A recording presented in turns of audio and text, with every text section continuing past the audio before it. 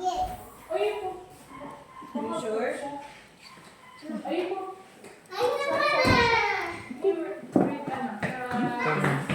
Kunin mo rin yung Yes, lolo po. Dali naman lang dito makasistin. Parang dito sa amin Jollibee. Ano, Chowking, dito po rin. Hindi ko nga magpapakita.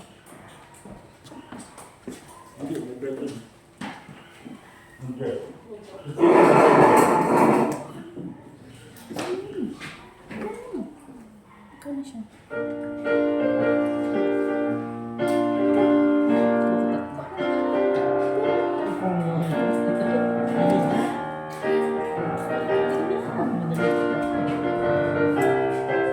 Kukuha ko sa akin.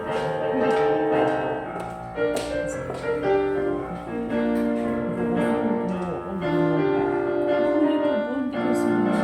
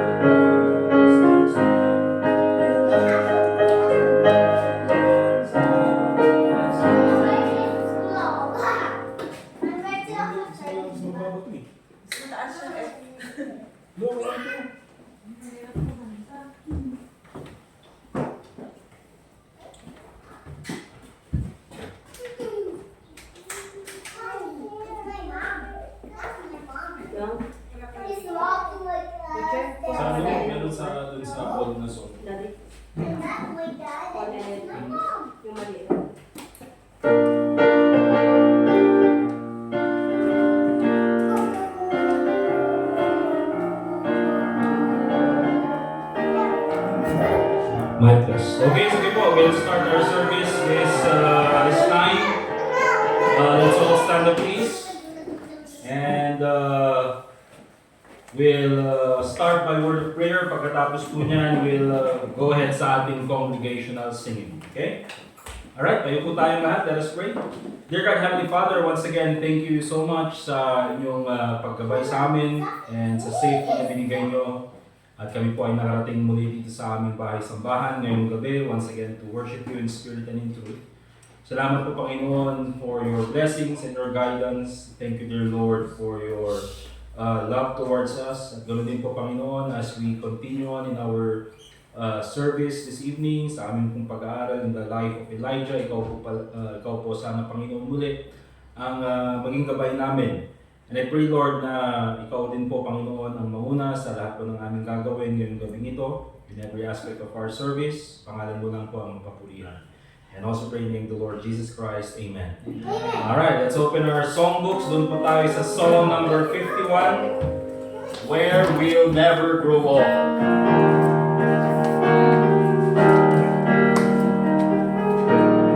Song number 51, Where We'll Never Grow Old. All together on the first stanza. I have heard of a land on the faraway spread. It's a beautiful home of the soul. Built by Jesus on high, there we never shall die. 'Tis a land where we never grow old. Never grow old, never grow old. In a land where we never grow old. Never grow old, never grow old. In a land where we'll never grow old. Second stanza all together. In the beautiful home where we'll never more roam, we shall be in the sweet by and by. Happy praise to the King, through eternity sing.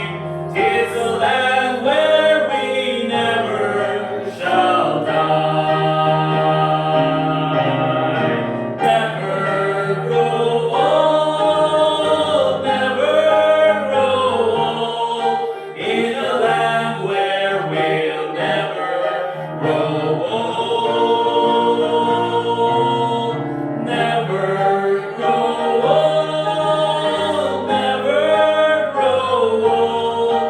In a land where we'll never grow old. Last stanza. When our work here is done, and the life round is won, and our troubles and trials are o'er, all our sorrow will end, and our voices will blend with the loved ones who've gone on before. Never grow old, never grow old. In a land where we'll never grow old. Never grow old, never grow old. In a land where we'll never grow old. Amen. Be seated, please. One more song. This is song number 52, Zion's Hill.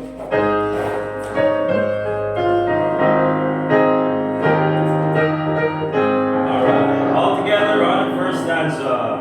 There waits for me a glad tomorrow, where gates of pearl swing open wide. And when I pass this veil of sorrow, I'll dwell upon the other side. Someday beyond the reach of mortal king. Someday God only knows the spirit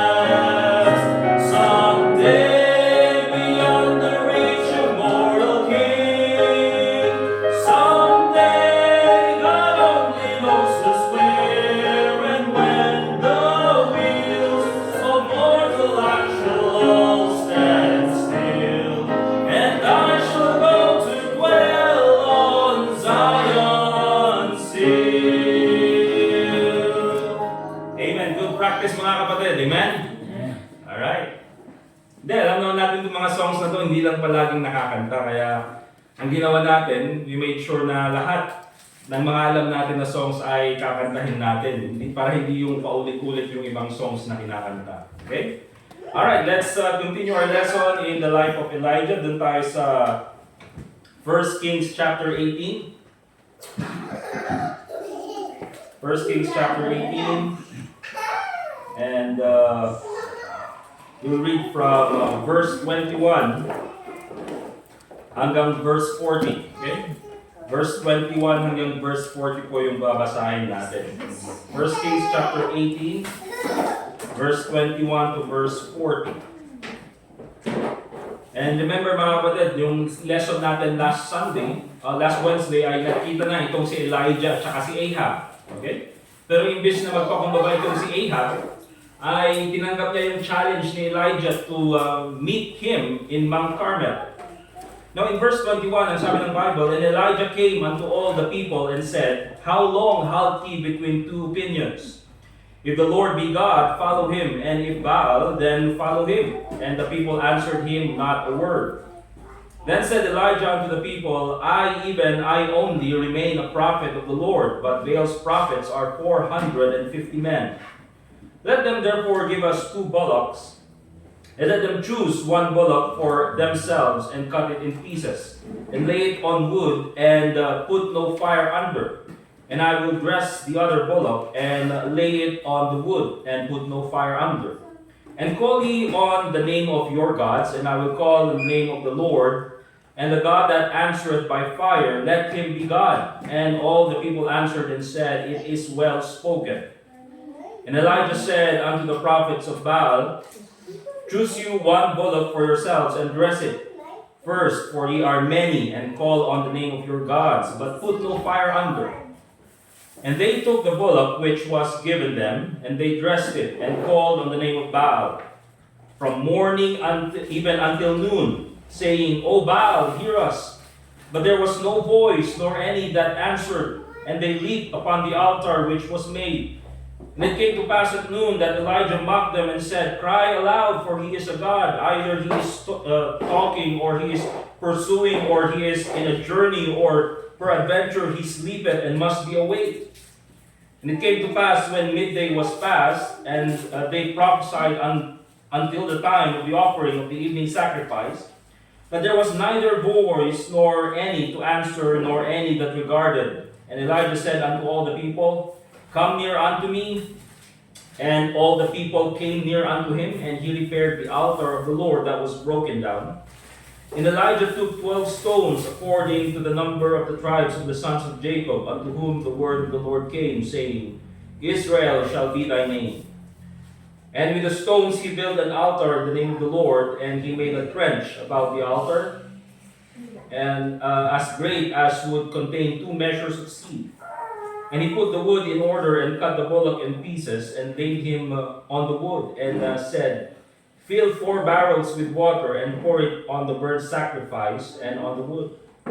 And he said, Do it the second time, and they did it the second time.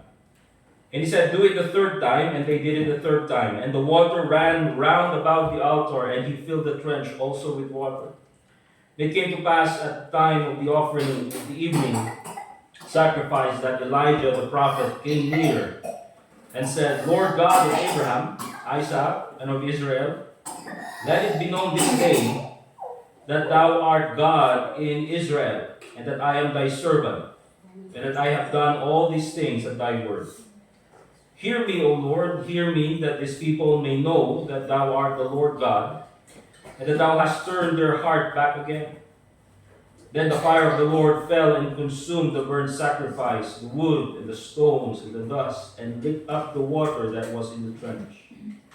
When all the people saw it, they fell on their faces, and they said, The Lord, He is the God. The Lord, He is the God. And Elijah said unto them, Take the prophets of Baal, let not one of them escape.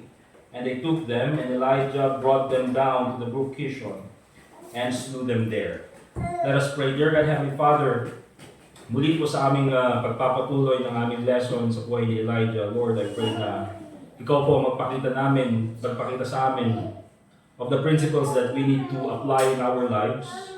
Nang sa ganoon ay mas maging matagumpay po kaming mga mananampalataya.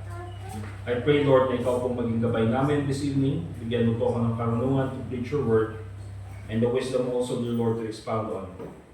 And I pray, Lord, your name be glorified through the preaching of your word, and also pray in the name of Jesus Christ. Amen.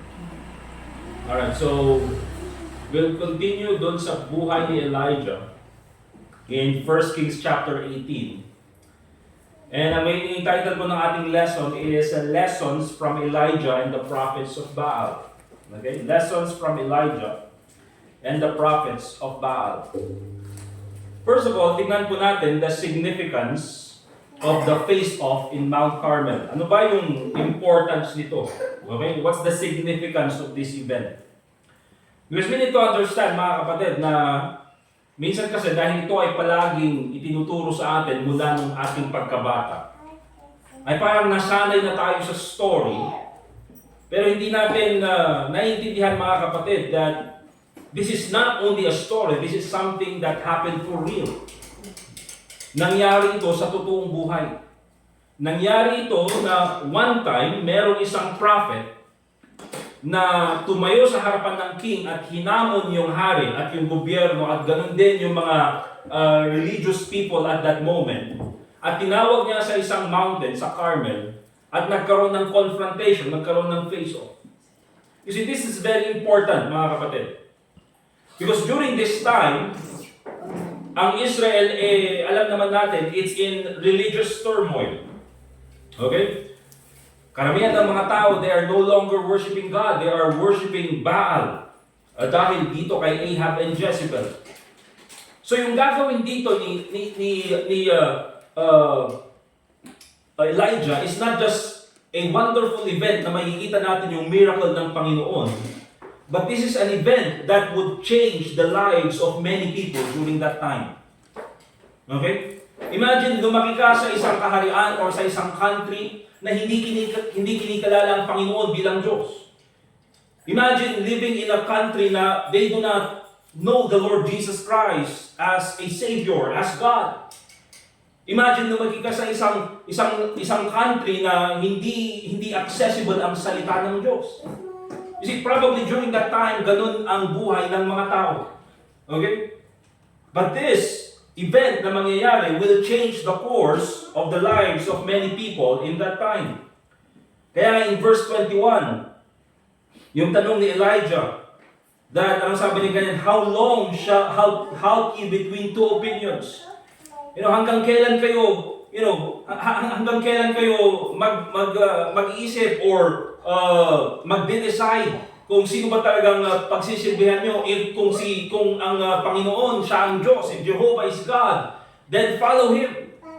Pero kung si Baal, hindi siya yung sambahin nyo. Okay? So, remember, during that time, mga kapatid, even yung mga tao, hindi nila alam kung sinong sasambahin nila. Are we going to follow yung decree ng gobyerno na kailangang i-worship itong si Baal?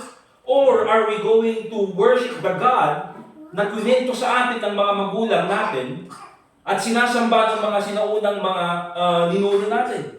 Okay? So, this time, mga kapatid, yung mga tao, they are in confusion. And so, itong challenge na ito, mga kapatid, it's a simple challenge. Ang sabi ni Elijah na ganyan, it's simple. Okay? Magtatayo tayo ng altar, mauuna kayo. Katayin nyo yung hayop, katayin nyo yung bull.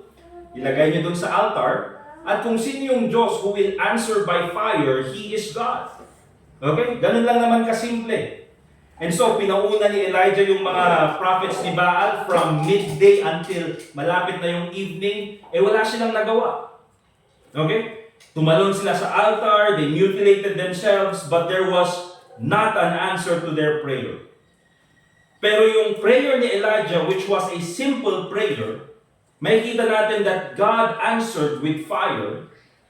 At yung apoy na yon, hindi lang sinunog yung altar, but sinunog yung bull, sinunog yung altar, at sabi nga ng Bible, yung apoy, yung Ilocano kuma, dinilipatan na dinalo.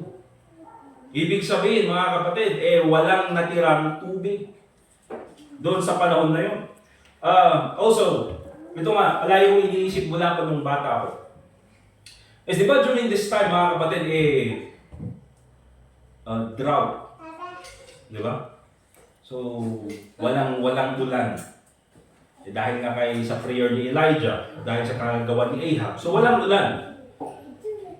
And then nasabi ni Elijah, okay, sige, kayo, bago ako manalangin sa Panginoon, kumuha muna kayo ng tubig, punuin niyo yung 3 barrel na yan, at ibuhos niyo dito sa altar, gawin niyo 3 times. So, ginawa nila 3 times. Question is this, saan nila kinuha yung tubig? Kung drought during that time, and tinignan ko rin sa map, mga kapatid, malayo sila wala namang ilog sa panahon na yun, kasi nga yung Brook Cherith, even yung Brook Cherith, was already dried out. At malayo naman sila doon sa baybay, sa dagat. Okay? So, saan sila kukuha ng tubig? Alright? Saan sila kukuha ng tubig? And, of course, naisip ko na pumunta sila sa mountain. And usually naman ang tao, pag pupunta sa mountain, hindi yan mag-hiking na walang dalang tubig. Okay? So more than likely, ang ginamit nilang tubig is yung mga baon nilang tubig. Ano ibig sabihin niyan, mga kapatid? Itong mga tao na ito, they are so desperate for an answer. They are so desperate na makita kung sino talaga ang tunay na Diyos, that they are willing to give their water na precious during that time, at kahit na wala silang kukunin na tubig pag uwi nila, as long as they know who the real God is. Okay? So this is the significance of this face-off, mga kapatid, of this confrontation. Dahil dito, maraming buhay ang nagbago. But also, let's take a look at the lessons from Elijah's confrontation with the prophets of Baal. Ano yung mga lessons na makikita natin dito? This is just a second section ng ating pag-aaral. Ano yung mga lessons that we see here? In general, dito sa story na ito. Unang-una, makikita natin dito that all religions are not the same. Okay? All religions are not the same. Hindi lahat ng relihiyon ay pare-parehas. Bakit? Kasi ganyan po yung isip ng mga tao. Diba? Hindi nyo na ako kailangang puntahan dito kasi may pinupuntahan na akong church, may relihiyon din ako, pare-parehas naman tayo, sa langit din na makikita lahat. Diba? Okay? And usually, yun yung kaisipan ng tao that all religion is the same. However, dito sa story, mga kapatid, makikita natin dito that yung kaisipan that all religions are the same is not true. Ay hindi po totoo. It is against what the scripture says. Bakit? Pag sinabi kasi natin religion, the belief and worship of a God or gods. Yun po yung religion. Okay? Now, minsan ayaw ko tinatawag na religion ang pagiging Baptist or even pagiging Christian because I believe that Christianity is a way of life. Usually kasi pag sinabing religion, ito lang yung ginagawa sa Sunday or iba, yun yung alam natin pag religion. But for the sake of argument, let's use the word religion. Okay. E pag sinabi natin religion, the belief and worship of God, a God or gods. Okay? So makikita natin dito that sabihin na natin, may religion si Elijah and meron ding religion yung mga prophets ni Baal. Okay? Because they have different beliefs. Elijah believes in the one true God. Okay? And at the same time, yung mga prophets ni Baal, they believe in Baal and other gods as well. So, different religion, mga kapatid. Pero kung titignan natin, different effect. Okay? Hindi lang natin makikita yung different way of life between the two, different teachings, but also there's different effect. Bakit? Because not all religions are the same. There is only one true religion. And that involves worshiping the Lord Jesus Christ. Okay? So the Bible teaches us that there is only one God. Therefore, isa lang ang dapat na religion. Now, lahat po tayo mga kapatid ay Baptist. Amen? Amen. However, before tayo naging Baptist, before being a Baptist, we are first of all Christians.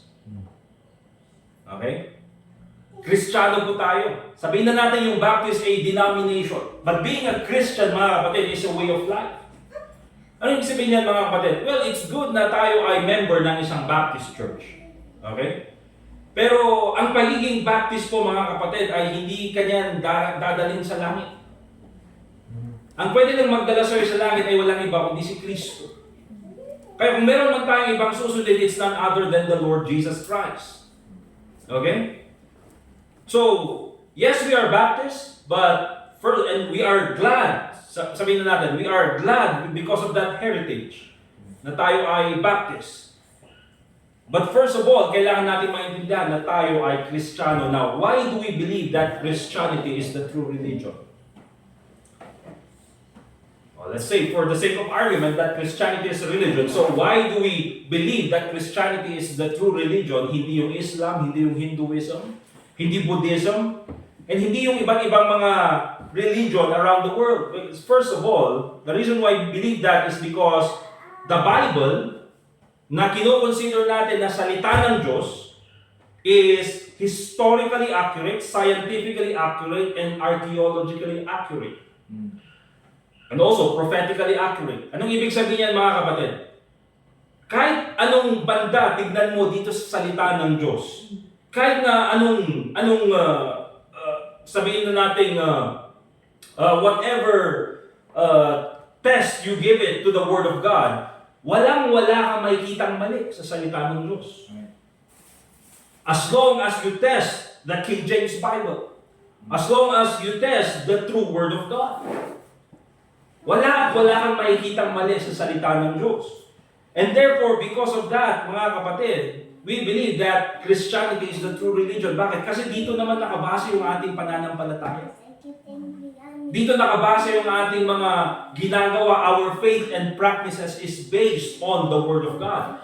Yung Islam, they base their practice and faith doon sa Quran. At ganun din sa mga iba't ibang religion.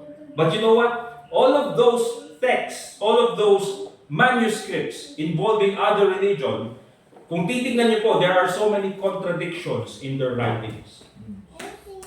Bakit? Because those are written by men. Paano yung Bible? Sinulat din naman yan ng tao. Yes, sinulat ng tao, but it is inspired by the Holy Spirit. Okay? So galing pa rin sa Panginoon. Secondly, why do we believe that Christianity is the true religion? Because the resurrection of Christ, witnessed by hundreds, is proof that Christianity is real. Ito kailangan natin maintindihan, mga kapatid. Now, when we talk about the Bible, when we talk about yung resurrection ni Jesus Christ, yung mga miracles ni Jesus Christ, usually ang sasabihin ng mga tao is, well, yan naman kasi mga events na yan is cannot be proven. It cannot be proven. Well, first of all, mga kapatid, why do you believe that Alexander the Great existed? Why do you believe that Julius Caesar existed? Okay? Why do you believe na itong mga tao na ito na hindi mo nakilala, hindi mo nakita, why do you believe that they existed? Bakit? Because someone wrote about them. May nagsulat ng patungkol sa kanila. Okay? And because of that, nailagay sa history and that's why you believe them. Same is true to what the Bible says. Whatever happened in the past, it was witnessed by numerous people. Yung mga miracles ni Jesus Christ, hindi yan na-witness ng isang tao. That was witnessed by multitudes. Yung pagpako nila kay Jesus Christ sa cross, hindi yan na-witness ng isang tao lang. Na-witness yan ng thousands of people during that time. And even yung kanyang pagbangon muli galing sa mga patay, how He resurrected from the dead, that was, witnessed by hundreds of people. Therefore, mga kapatid, kung ang pagbabasehan natin ay number ng witness, mas kapanipaniwala ang salita ng Diyos kesa sa mga history books. Bakit? Oftentimes yung mga history books, iisa lang ang nagsusulat. Kaya nga, if you take a look at the life of the Lord Jesus Christ, there are 4 witnesses and more. Matthew, Mark, Luke, and John. Okay? Also, Christianity is the only religion that teaches salvation by grace through faith. I mean, kung titignan natin ang tunay na Christianity, we teach salvation by grace through faith. Other religions, Islam, and lahat, Buddhism, Hinduism, all of those religions, anong kailangan nilang gawin in order for them to get to their heaven or to get to their God? Kailangan nilang magpakabait. Okay? Remember mga kapatid, let me also note that Islam do not worship the one true God. Minsan kasi meron yung mga Kristiyano na sabi nila, Allahu Akbar. God is great. Kasi now, sabi nila is Allah means God. No, Allah is the name of the Muslim deity. Yun yung Diyos na sinasamba nila, yun yung pangalan ng kanilang Diyos. Kaya sasabihin nila, Inshallah. Okay? Allah willing. Itatranslate daw nila, God willing. You know mga kapatid, Allah is not our God. Hindi po siya yung Diyos na sinasamba natin. What's the proof? Because yung Quran na sinasabi nila na salita ni Allah, it contradicts the Bible. Therefore, that cannot be God. Okay? Kaya hindi po natin sinasabi or ginagamit yung pangalan na Allah. Halakalita. Okay? Secondly, another lesson we can learn from this face-off is that sincerity and passion are not signs of spirituality. Okay? Yung sincerity and passion are not signs of spirituality. Itong mga prophets ni Baal, mga kapatid, you cannot question their passion. You cannot question their sincerity. Bakit? Halos sugatin na nila yung kanilang mga sarili. Sinusugat na nila yung kanilang mga sarili, mutilating themselves para lang pakinggan yung kanilang panalangin. Sino sa atin, mga kapatid, ang nanalangin dito sa church or kahit doon sa bahay, diba? Denggaman di kararag ko. Hindi natin ginagawa yung mga kapatid. You know why we do that, mga kapatid? Because we know that God answers prayers. Hindi na natin kailangan gawin yun. So you cannot question the passion of these people, but it's obvious, mga kapatid, na hindi sila spiritual. Okay? Tignan niyo po yung Matthew chapter 23 verse 15. Matthew chapter 23 verse 15. The Bible says, Woe unto you, scribes and Pharisees, hypocrites, sabi ni Jesus Christ. For ye compass sea and land to make one proselyte. Tingnan mo, itong mga Pharisees na ito talagang they would cross oceans and rivers, mountains even, para lang makakuha sila ng isang magko-convert doon sa kanilang religion. And when he is made, he make him twofold more the child of hell than yourself. So, kung titingnan natin mga kapatid, itong mga tao na ito, false teachers, minsan nga, mas passionate sila, mas sincere pa sila kaysa sa tunay na Kristiyano. Di ba? Minsan mga kapatid, we'll go out soul winning on Saturday or Sunday and then dun sa weekdays, dun sa mga schedule natin. Pero merong mga devoted sa mga iba't ibang religion, Jehovah's Witness, even yung mga Mormon, okay? Even yung mga iba't ibang denominations. Lumalabas sila every day. I mean, minsan tinatawanan natin yung mga Jehovah's Witness na nakatayo doon na awake. Alright? Diba? Andun sila, oras-oras. Sabi natin, sayang oras mo nito. Ang nararamdaman, wala ka rin lang manarating. But you cannot question their passion. But again, mga kapatid, hindi dahil they are passionate, hindi dahil sincere sila dun sa ginagawa nila, it means that they are spiritual. Bakit? Because they are teaching a false doctrine. Okay? By the way, mga kapatid, yung self-mutilation, yung pagsusugat ng sarili, piercings, and even tattoos, is always attributed to devil worship. Okay? Kaya po tayo mga kapatid, hindi tayo naniniwala sa okay lang magpatato, hindi naman kasalanan yan, wala naman sa Bible. Hindi naman sinabing bawal ang magpatato. Wala talaga yung tattoo mga kapatid. Hindi mo mahahanap yan sa Bible. But you see there the example of piercing and self-mutilation. Pag nagpatato ka, sinusugat mo yung sarili mo. Okay? And therefore, mga kapatid, it is attributed always to devil worship. For example, makikita natin yung prophets ni Baal. Okay? Mutilating themselves. Another one is yung demon-possessed man sa Gadara. Na gabi-gabi sumisigaw at sinusugat niya yung kanyang sarili. Self-harm. Okay? Kaya minsan mga kapatid, nung high school kami, uso pa yung yung kunyari daw maglalas-las. Diba? Parang daw, emo nga, emo. Gagawin, tago-tago daw yung anong nangyayari sa kami mo? Wala. Papapansin na. Sinugan lang pala, pero ang babaw-babaw na. Nakakaklase, naglas-las din. Okay? Pero dito, magpakamatay ka kasi dali. Tataas ka mo din nagbiyak. Di ba? But that's the thing mga kapatid, it's always attributed to devil worship. Kaya huwag kayong magpatato. Pag sinasabi niyo na wala, hindi naman kasalanan yung pagpapatato na yan. It doesn't say in the scriptures, but it's attributed to devil worship, mga kapatid. Ako meron po akong tattoo. Okay, sa braso. Baka makita nyo Kaya hindi ko pinapakita. And ngayon, problema ko kung paano tanggalin. Bakit? Ang laki and at the same time, ang kapal. Ang hirap naman tanggalin kasi ang mahal. And at the same time, madali daw mag-infection. Okay? Kaya huwag nyo na susubukan. Kung magpatato kayo, doon na lang sa noo. Lubos-lubusin nyo na. Okay? Alright. And also, faith can be misplaced. That's another lesson na makikita natin dito. Ang pananampalataya po, it can be misplaced. Katulad ng mga tao na ito, they have faith. Doon sa pananalangin nila, doon sa ginagawa nila, talagang meron silang pananampalataya. But their faith is in the wrong place. Okay? Remember mga kapatid, ang pinaka-importante po, yes, faith is important.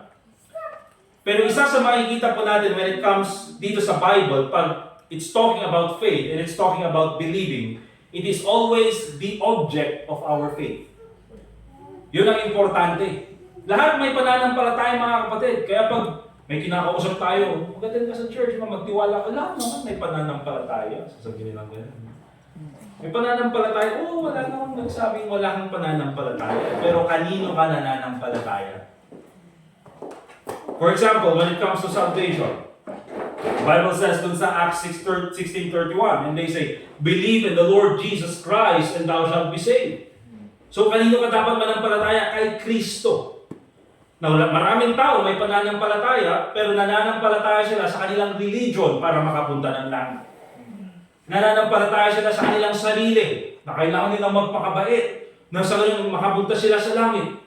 Nananampalataya sila sa kanilang sinasamba na pastor, nang sa ganun ay sabihin sa kanila na pumunta sila sa langit. Okay, by the way, mga kapatid, pag nakita nyo sa Apollos Kibuloy, sabihin nyo sa akin hati tayo sa reward, mahal din. Sabihin nyo dito sa lahat ng members dito sa church para lahat tayo pumunta, hati-hati tayo sa reward. Di ba? Kung bila 10 million, may pang-lote na tayo, mga kapatid. Well, that's the thing, mga kapatid. Di ba, makikita natin yung mga followers ni Apollos Kibuloy, they have faith. But their faith is in the wrong place. And so, another truth na makikita natin, faith can be misplaced. But also, makikita natin dito, mga kapatid, the conviction na gusto kong makita natin sa hapon na ito, the third section of our lesson, is that faith overcomes adversity. Kaya it's very important that our faith is in the right place. Sabi ni Paul in Galatians 2:20, I am crucified with Christ, nevertheless I live. Yet not I, but Christ liveth in me. And the life which I now live in the flesh, I live by the faith of the Son of God, who loved me and gave Himself for me. Even nga po yung ating pananampalataya, mga kapatid, it's not our own, it comes from the Lord Jesus Christ. The author and finisher of our faith. And pag sinabi kong faith is yung Christian living. Okay? So, importante po mga kapatid that tayo bilang believers, our faith should be in the right place so that we will overcome adversity. Kung titignan po natin itong si Elijah, he had been through many difficulties. Ang dami na niyang napagdaanan na mga pagsubok from sa 1 Kings chapter 18 lang. Okay? Unang-una, nakita niya yung kahirapan na nangyayari dun sa kanilang lugar, and so he had to confront itong si Ahab. Nanalangin siya for drought. God answered it. Pumunta siya sa Brook Cherith, wherein God asked him to go. Pumunta naman siya doon. God provided for his needs. Later on, sinabi ng Panginoon, pumunta siya sa Zarephath at merong magpo-provide sa kanya. And sumunod siya at provide ng Panginoon lahat ng kanyang pangangailangan. Namatay yung anak ng widow, and then nanalangin siya sa Panginoon, and then binuhay ng Diyos muli yung anak ng widow na yun. Anong ibig sabihin yan, mga kapatid? Lahat ng pinagdaanan ni Elijah, he did not overcome it because of himself. Hindi niya nagawang mapagtagumpayan yung mga bagay na yun na dahil lang sa kanyang sarili. He did it because he had faith in God. Right. And paano natin makikita, masasabi na itong si Elijah may pananampalataya sa Diyos? How can we say that he had faith in God? Bakit? Because every time God commanded something, he trusted God. Di ba? Kung titingnan natin, ba't ako pupunta sa Brook Cherith? Anong gagawin ko dun? Uwi na lang ako. At least may mga kakilala ko dun, may pamilya ko dun. Pero he trusted God, and God provided for him. Ba't ako pupunta sa Zarephath? Yun nga yung hometown ni Jezebel. Pag nakita ako, papatayin ako. But still, he believed God and obeyed God. Alright? So kung titignan po natin, mga kapatid, lahat ng mga hirap na pinagdaanan ni Elijah, nagawa niya mapagtagumpayan because faith overcomes adversity. Faith in God overcomes adversity. Okay? So yan po yung third section. Now, so nakita natin yung katotohanan na yan that faith overcomes adversity, faith in God.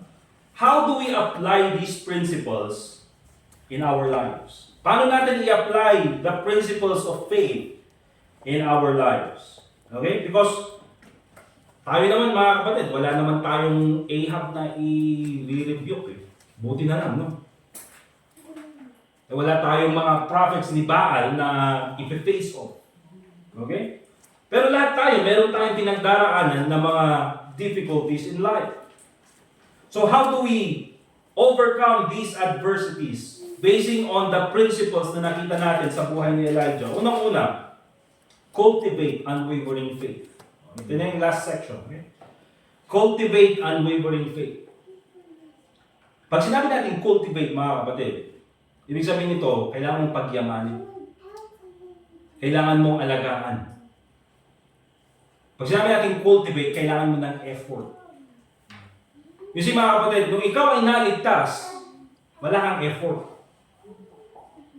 Because salvation is by grace through faith. Pero ngayong ikaw ay ligtas, it is your responsibility, with the help of the church, with the help of the Holy Spirit, and with the help of the Scriptures, na sana naman yung pananampalataya mo ay lumago. At hindi ka lang manatili na baby Christian. Okay? So if you are, sabihin natin, if you want to overcome adversity sa buhay, then kailangan mong patibayin yung iyong pananampalataya. You have to grow your faith in the Lord Jesus Christ. And paano mo gagawin yan, mga kapatid? Unang-una, attend church. Mag-attend ka sa church. Involve yourself in the ministry. Read the Bible. Pray to God. Fellowship with the brethren. Ano pa? Desire maturity. You see, itong mga bagay na binanggit ko, mga kapatid, they can be accomplished with the help of the church. Hindi ka pwedeng mag-grow na mag-isa. Diba?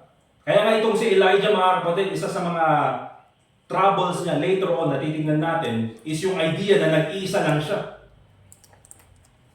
When in fact, na marami pa pala siyang mga kasama. Okay, pero akala niya kasi mag-isa lang niya. Alright? And isa yun sa mga source ng kanyang depression. Kasi tayo bilang mga Kristiyano, we are designed to be a member of the church. At dahil sa church na yan, mga kapatid, dyan tayo lalago. Look at, saan na yan?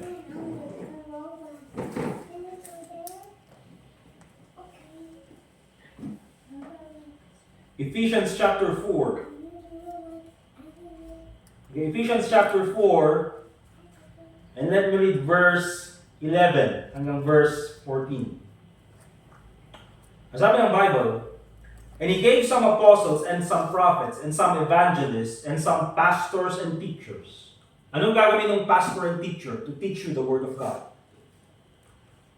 Nang sa ganun na ikaw ay lumago bilang Kristiyano. For the perfecting of the saints, for the work of the ministry. You see? So bilang mananampalataya, not only hindi ka lang dapat makinig ng salita ng Diyos, you have to be involved in the ministry as well. Magturo sa mga bata, all those things. For the edifying of the body of Christ, till we all come in the unity of the faith. You see mga kapatid, when it comes to grow, hindi maganda na isa lang sa church ang nag-grow. Maganda na buong church ay nag-grow. Now, minsan hindi po yan nagagawa dahil hindi naman po pare-parehas ang spiritual level ng mga Kristiyano. For instance, mga kapatid, mag-preach ako sa isang Sunday, meron yung mga members that will be blessed by the preaching. Okay? Meron yung mga members na na-bless, praise God po at maganda po yung lesson at na-motivate po ako, na-encourage po ako, naturuan po ako ng God's salita ng Diyos. Amen, Brad. Okay? Pero meron naman yung mga parehas naman yung napakinggan na preaching, pero yung dating sa kanila is, bira, grabe ba, parang namang wala namang kagul-gul ang tao yan. Parang wala namang ginagawa. Ganun yung isip mga kapatid. Okay? So minsan hindi mo makokontrol yan. But here's the thing mga kapatid, ang goal ko sana dito sa church is that all of us will mature. All of us will grow together. Kaya sabi ni Paul, all come into unity of the faith. At kaya maganda po that there is fellowship. And of the knowledge of the Son of God. How do you have knowledge of the Son of God? Through the Scriptures. Growing grace and knowledge of our Savior. Unto a perfect man, unto the measure of the stature of the fullness of Christ, that we henceforth be no more children tossed to and fro, spiritual maturity. Paano mo i-overcome ang mga problema sa buhay kung hanggang sa ngayon you are still spiritually immature? Mga kapatid, hindi natin pwedeng i-expect yan. Sila Alea, sila Mir, sila Sophie na yan. Na pag may problema sa church, sasabihin natin, oh, we have kids, we have problems, ha? Okay? You be the one to solve this. You cannot expect them to do that. Bakit mga kapatid? They are not mentally mature. Pero sino yung haharap sa problema? Tayo. Bakit? Because we have that maturity. Kaya oftentimes mga kapatid, those who cannot overcome difficulties are those who neglect church. Right.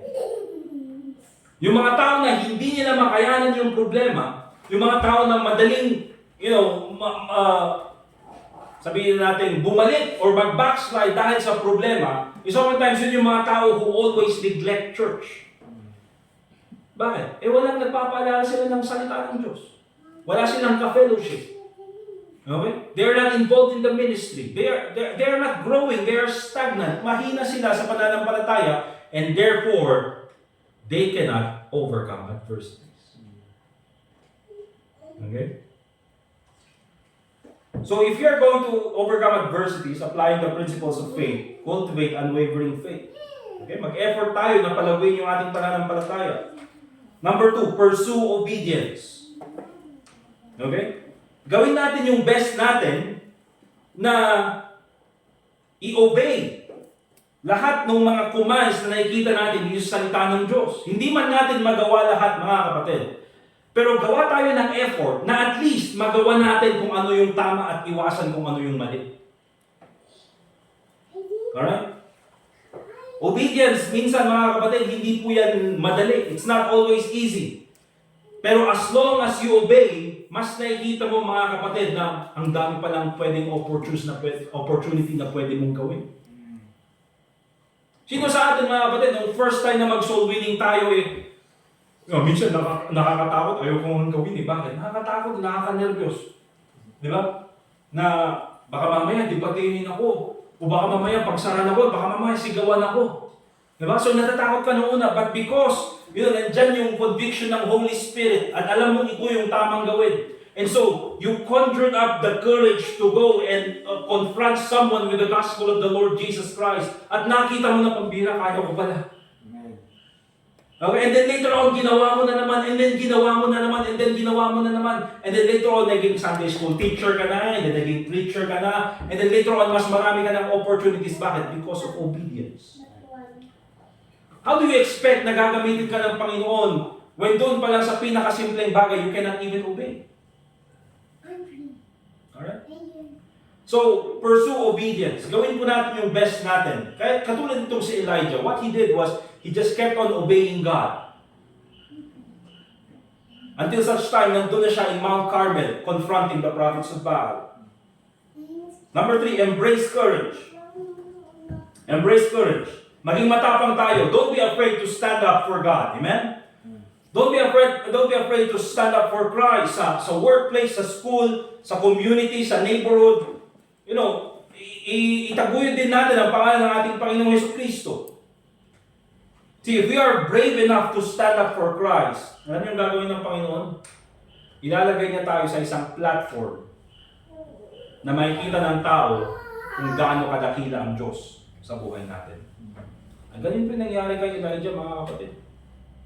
Hindi naman nakarating si Elijah sa Mount Carmel, confronting the king, having a showdown with the false prophets of Baal, nang sa kanyang sariling sikap lamang. Sino naglagay sa kanya doon? It was God. Mula pa lang sa una, siya ang nagsabi kay Elijah na pumunta, i-confront si Ahab, pumunta sa Brook Cherry, pumunta sa Zarephath, and then later on bumalik kay Ahab, and then later on pumunta sa Mount Carmel. It was God who put him in that situation. So embrace courage. Maging matapang po tayo. And lastly, mga kapatid, practice humility. Practice humility. Intindihin po natin that in every victory and success na pwedeng dumating sa ating buhay, it's not because of us. It's not because dahil matalino ako, magaling ako, madiskarte ako, masipag ako. Praise God at binigay lahat ng yan ng Panginoon sa iyo. Pero lahat ng yan ay bigay ng Diyos sa iyo. And therefore, pag bigay, mga kapatid, hindi natin pwedeng ipagmalaki kung ano yung bigay. Bakit? Bigay nga eh. So remember, let the people see how amazing God is in your life. 1 Kings chapter 18 and verse 38 and 39. Ito pa yung last na titignan natin. 1 Kings chapter 18, verse 38 and 39. Ang sabi ng Bible. Then the fire of the Lord fell and consumed the burnt sacrifice, and the wood and the stones and the dust, and licked up the water that was in the trench. And when all the people saw it, ano sabi nila? Ang galing naman talaga ni Elijah. Ang siga naman talaga ng Elijah na ito. Dahil sa katapangan niya. No, mga kapatid. Elijah was not mentioned in that conversation. Nung nakita nila yung ginawa ng Diyos, who was glorified? It was not Elijah. It was God who was glorified. Kaya ang sabi nila, they fell on their faces and they said, the Lord, He is the God. The Lord, He is the God. Kasi yan po sana ang pinakamagandang maging punto ng buhay natin. Now when people see us, ang masabi nila ay hindi yung ang galing naman ni sis. Ang galing naman talaga ng kapatid na ito. Now maganda po if there are, sabihin natin words of affirmation na ibigay sa atin. Pero ang pinakamagandang magawa natin is that through us, people will say, God is great. Ang galing naman ng Diyos. Tignan mo to, oh. Di ba? Ang dami niyang nagawa para sa Panginoon. Praise God. Tignan mo to, yung kanyang ginawa para sa Diyos. To God be the glory. Because ganun naman po ang buhay natin bilang Kristiyano, mga kapatid. We are only the ones who are reflecting the light of the Lord Jesus Christ. We are only the ones who are reflecting the power of God sa buhay natin. So kung makita nila tayo and then makita nila that God has been great to us, I believe, mga kapatid, that that's a wonderful accomplishment. Hindi na kailangan mailagay yung pangalan mo at mukha mo doon, ipatarpulin natin, ang galing naman ng... Yeah. Importante makita nila ang Panginoon sa buhay mo. Amen? Let us pray. Dear God, Heavenly Father, once again, thank you for this time na kami po ay nakapag-aral ng iyong salita. Thank you, dear Lord, as we continue in the life of Elijah, ay marami pa po kaming magiging lesson. But I pray, Lord, na ikaw po ang patuloy na magturo sa amin sa mga prinsipyo kailangan namin matutunan sa buhay ni Elijah.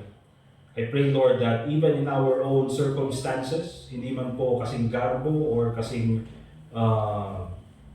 famous ng ginawa ni Elijah, but even in our circumstances, Panginoon, ay makita ng mga tao sa paligid namin kung gaano ka po kadakila sa pamagitan po ng paggamit niyo sa amin. Nawa po, Panginoon, pangalan mo lang po ang bigyan ng kalwalhatian. Hindi lang po sa amin, Panginoon, pero ganoon din po sa aming church. Na pag nakita po nila ang aming church, Panginoon, ay ma-experience din nila ang iyong pag-ibig at ang inyong kapangyarihan. So, salamat, Panginoon, sa buhay na pinahiram niyo sa amin. Salamat po, Panginoon, sa lakas at kami po ay nakapagpatuloy muli sa aming pag-aaral ng iyong salita. Ikaw muli, Panginoon, na nabigyan ng kapurihan sa aming pagkuha ng mga prayer list ay i-remind mo po kami, Panginoon, of the things we need to pray for as believers. And also pray in the Lord Jesus Christ. Amen. Okay? So sige po mga kapatid, we'll go ahead sa ating prayer list. Brother Larry.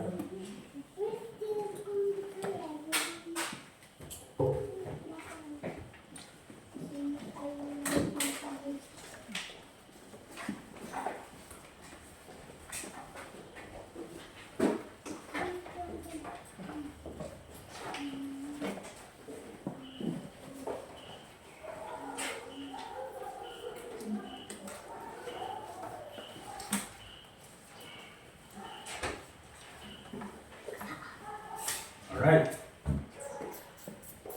Okay, so dun sa prayer list po natin, July 10, 2024. Una pong ipag-pray natin mga kapatid sa number 4, sila Brother Anthony. Okay, kasi according sa kanya, meron daw dengue sa kanila. May na-dengue. Okay? And nag-fever si Annabelle ng may rashes. And then si Janine naman, nag-fever, then nagsuka. Although nawala naman yung kanilang fever, pero kung dengue yun mga kapatid, pabalik-balik. Kaya pag-pray natin yung kanilang health, sana ay hindi yung dengue at makarecover sila sa kanilang karamdaman. Ganun din yung si Jomar, yung pinsan daw nila Jane, dahil yun yung na dengue. Kaya doon sa mga bahay-bahay, naglinis ng mga bakuran, alas 4 ng hapon, diba ganun din dahil. Yung mga patalastas ko yung alas 4 ng hapon. Tapon yung mga tubig sa mga gulong, blah blah blah. Okay? So, ganon. Iwasan nyo lang mo. Maligo ng off lotion. Tapos. Alright. And then, ang dinagdag ko lang naman is yung tapos yung sa number 23, yung ating Christmas in July. Binilang namin yung boxes may 88 pa yan. 88. So, may kung 88 na bata tapos kasama yung mga parents, 176. Saan sila susuot? Bahala sila. And then pwede natin i-21 and 28 naman yung pagbibigay ng gifts. Okay, so ipag-pray natin na maraming maligtas na mga bata, ganun din yung kanilang mga parents at mas ma-promote itong church natin. Okay? And of course, number 27, dun sa Pines Montessori School, let's pray for more enrollees dito sa school, 2024-2025 sa school year na po. Okay? Any more prayer requests? Barlari? Wisdom ni Pastor Bus, luwangan Diyos kami di igumanan ng Sunday. Dilakto na di main. Sumarong kami na Pastor Randy ka na di-men iyetundok. At inbiling ka kayo so na di malagkang. So, pasano na na iguman di luwangan Diyos. Malakay ba ito mga muna? Kaya namin kami ni Jay. Awan di makita na nga pa agad-gabi niya tatawagan na ni Brother Puro sa mga sumang-sumbat. Ay, Jay ka, Jay Gira. Di bila. So, ang pamagpasan. Tipurwak tayo dyan. Ganito dahil na. Okay. Pag-pray tayo kalde ni Brother Joshua, di number 1, ito yung missionaries tayo. Wisdom kanya na mga handle di main church and with di bilang. Okay, datay? Prayer request? Okay, so kung wala na, let's go ahead and pray. After that, we'll have our ako po mag-lead ng congregational prayer. Okay? Sige po. Here.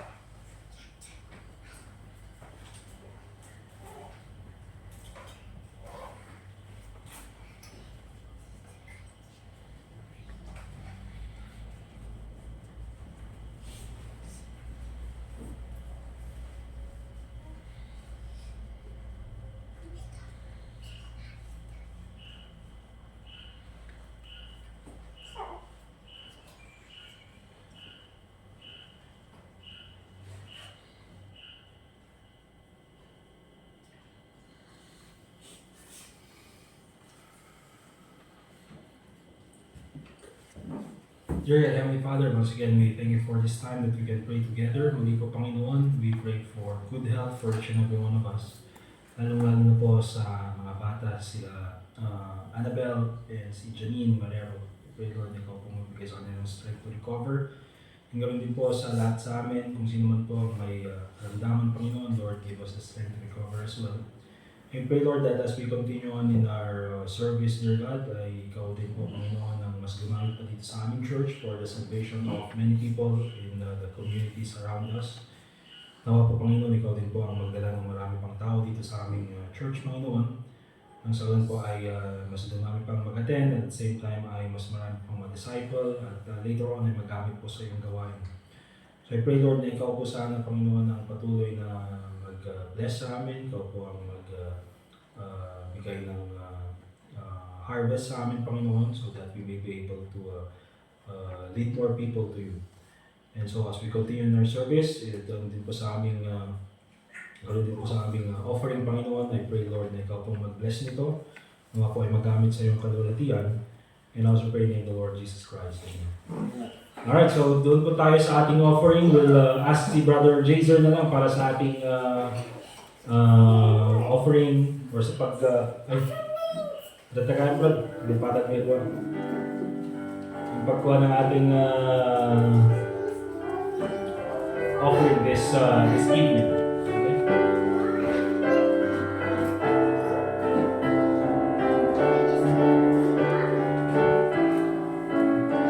Sige po, kaya natin.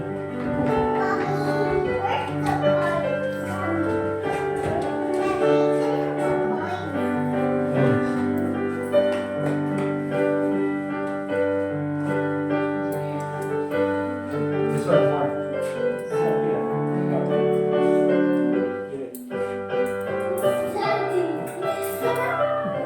Go get it.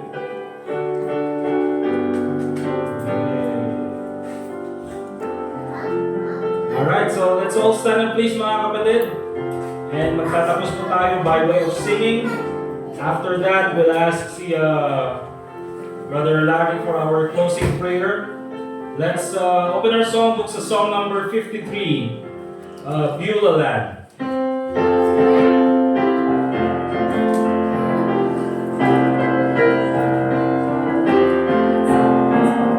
Alright, song number 53, Beulah Land. All together in the first stanza.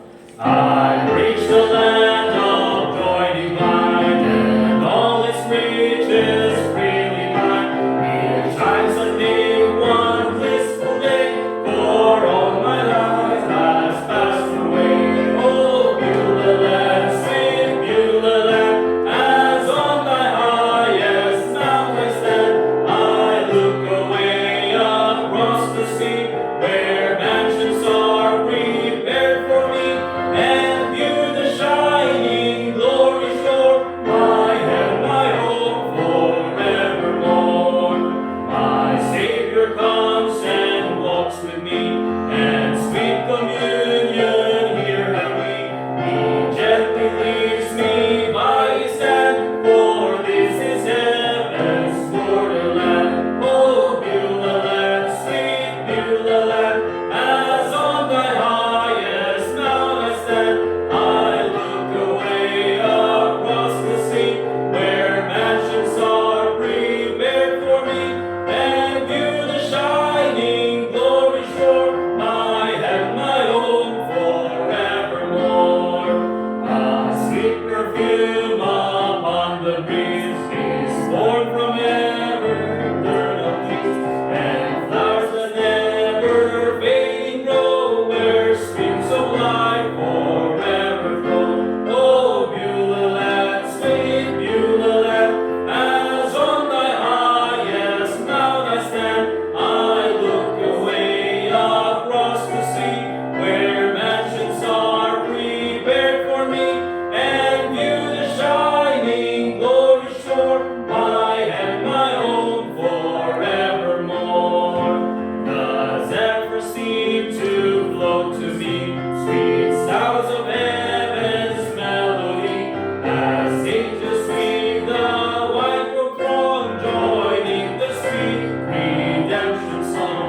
Oh, Beulah land, sweet Beulah land, as on thy highest mount I stand, I look away across the sea, where mansions are prepared for me, and view the shining glory shore, my and my home forevermore.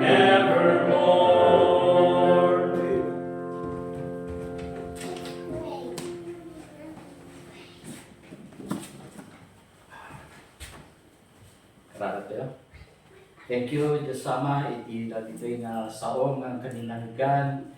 Stamat po tayo pa dati kami man na panagsina-sina, kada dapat nga si Kalata, Diyos Sama, di Mo'y kuyo kan una kadagi tunay at sabay kadimat dagiti kakabsat nga awanan ditoy kat ikang kadida ti Gundaway kan ayat agsak kan pitful isda nga agaten iti dati nga oras ti gimo at tulungan kadida nga nyaman nagiti